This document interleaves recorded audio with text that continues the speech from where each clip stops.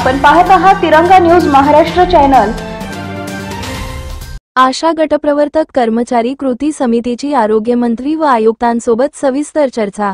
अनेक मागण्यांबाबत शासन सकारात्मक। महाराष्ट्र राज्य आशा गटप्रवर्तक कर्मचारी कृती समितीच्या शिष्टमंडळाची राज्याचे आरोग्य मंत्री प्रकाश आंबेडकर, आरोग्य सेवा आयुक्त तथा संचालक कादंबरी बलकवडे, सहसंचालक तांत्रिक राजेंद्र भालेराव, राज्य समन्वयक स्वाती पाटील यांच्यासोबत सविस्तर चर्चा झाली।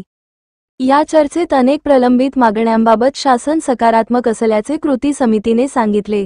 आरोग्यमंत्री प्रकाश आंबेडकर यांनी आशा व गटप्रवर्तकांना भाऊबीज भेट विषयावर मंत्रिमंडळ पातळीवर चर्चा करून निर्णय घेण्याचे आश्वासन दिले। तसेच गटप्रवर्तकांना कंत्राटी कर्मचाऱ्यांचा दर्जा देण्यासाठीचा प्रस्ताव केंद्र शासनाकडे पाठवून पाठपुरावा केला जाईल असे सांगितले। आरोग्य आयुक्त तथा संचालक कादंबरी बालकवडे यांच्या दालनातील बैठकीत आशांना मोबाईल रिचार्ज भत्ता 100 रुपयांवरून वाढवून 300 रुपये देण्याचा निर्णय घेण्यात आला। नवीन मोबाईल देण्यासाठीचा प्रस्ताव राज्य शासनाकडे पाठवण्याचे निर्देश देण्यात आले। तसेच सेवानिवृत्तीचे वय 60 वरून 65 वर्षे करण्याबाबत मागील आदेश पुनर्विचारात घेतला जाईल असे आयुक्तांनी स्पष्ट केले। गटप्रवर्तकांना एक समान रंगाचा गणवेश देण्याबाबत चर्चा झाली। ऑनलाईन कामाबाबत सक्ती नाही असे स्पष्ट करण्यात आले। इतर विभागाकडून आशांना काही ऑनलाईन कामे लावत असतील तर त्याबाबत त्या विभागाशी आयुक्त स्तरावरून पत्रव्यवहार करण्याचे आश्वासन दिले।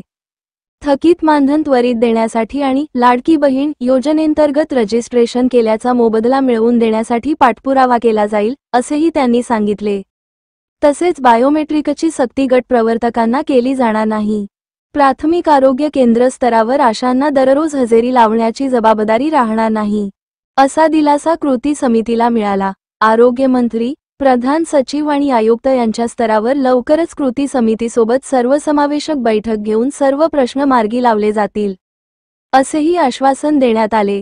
तसेच राज्य सरकारकडून ऑगस्ट आणि सप्टेंबर महिन्याचे मानधन पुढील 3 दिवसांत जमा होणार असेही सांगण्यात आले। आशा व गटप्रवर्तकांना सन्मानाची वागणूक आरोग्य विभागात मिळावी यासाठी आदेश काढण्यात येणार आहे। यानंतर कृती समितीने मुख्यमंत्री देवेंद्र फडणवीस, उपमुख्यमंत्री एकनाथ शिंदे, अजित पवार, आरोग्यमंत्री प्रकाश आंबेडकर तसेच संबंधित अधिकाऱ्यांना निवेदन दिले। तिरंगा न्यूज महाराष्ट्रसाठी मुख्य संपादक सलीम भाई अत्तार।